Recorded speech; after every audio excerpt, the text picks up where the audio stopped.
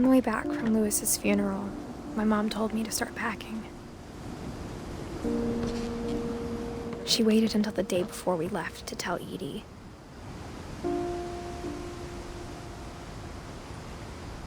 I'm not sure if she wanted to make it easier or harder. I wish we'd stayed. But I understand why we left.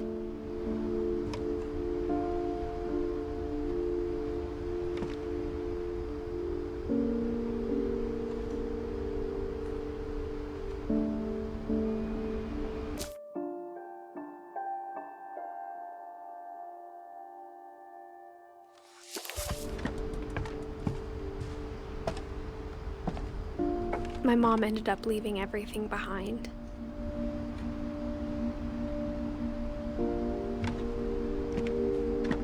What happened that night had been coming for a long time.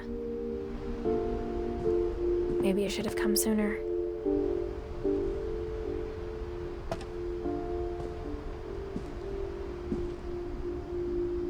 But it had to end one way or another. All that's left now is to tell you about that last night.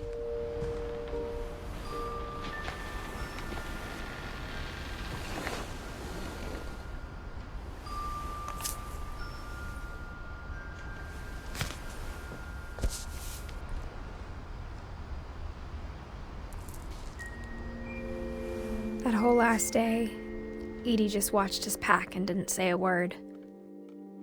Until supper, when she raised her glass and said, "To our final night together, and all our final nights apart." Grandma, you know what I said about alcohol. Some of your medications are very Edith, specific. I left a present for you in the hallway. Why don't you go open it? The grown-ups have to argue now. I'm sorry, you're right.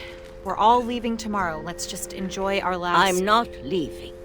Edith, you're excused.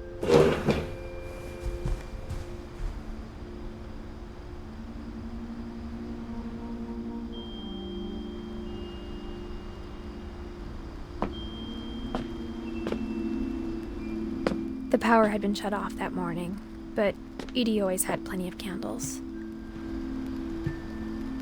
When my mom sealed the library, I don't think she knew about the other entrance.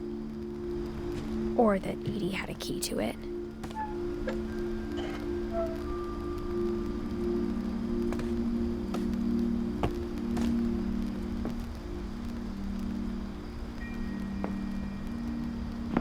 That thing you're afraid of isn't going to end when you leave the house. Edith has a right to know these stories. My children are dead because of your stories. I think it's best if Edith and I leave tonight. We'll have the nursing home send a van for you in the morning, okay? Dear Edith, there's so many stories I wish I could tell you, but there's only time for one.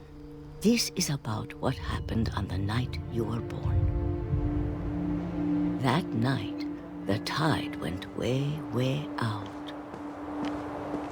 It was the first and last time I ever saw the old house aground. There'd been an earthquake out in the middle of the ocean. They called it the lowest tide in 1,000 years. God, it smelled awful. You know, I've seen that house every day of my life.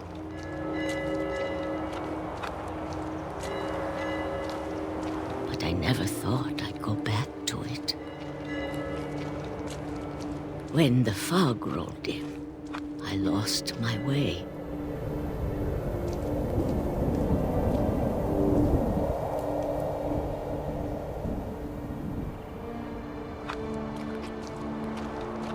I got turned around.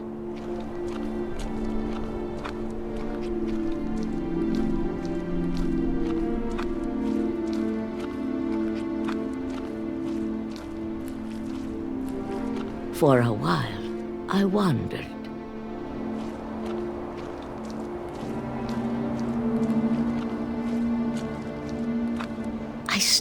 started seeing things. Things I'd forgotten had ever existed.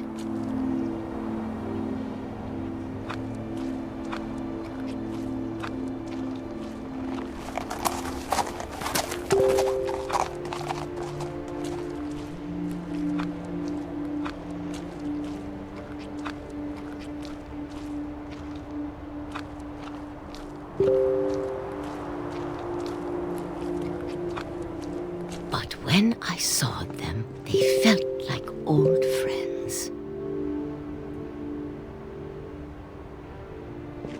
That night, a lot of things came back to me. Or maybe I came back to them.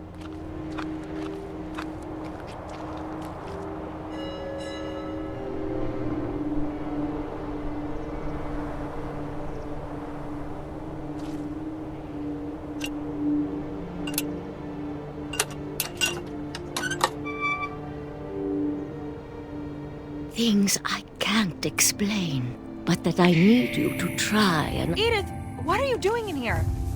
It's mine. Edith! Mom, you're gonna rip it. Let go!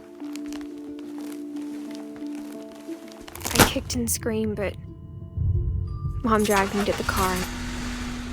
I never saw Great-Grandma Edie again. The next morning, the van came to pick her up, but she was already gone. After that, we moved around a lot.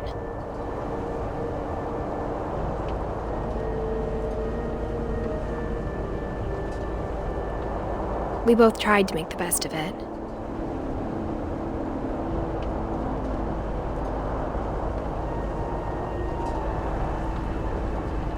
A few years went by.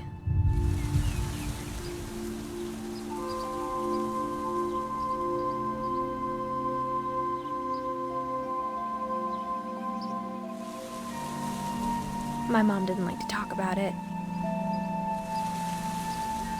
but she started getting sick a lot.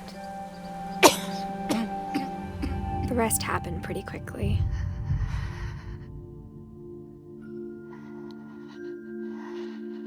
She got better for a while, and then she didn't. And then I was alone. The last Finch left alive.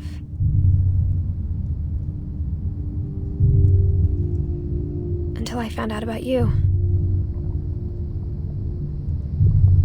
I'm still not sure what to tell you about all this. If we lived forever, maybe we'd have time to understand things. But as it is, I think the best we can do is try to open our eyes. And appreciate how strange and brief all of this is.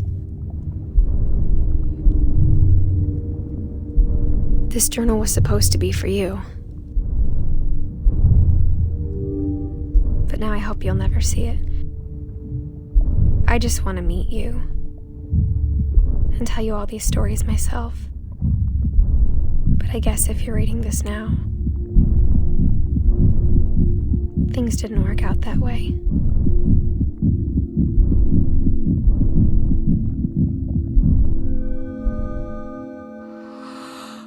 This is where your story begins. I'm sorry I won't be there to see it. It's a lot to ask, but I don't want you to be sad that I'm gone. I want you to be amazed that any of us ever had a chance to be here at all. Good luck.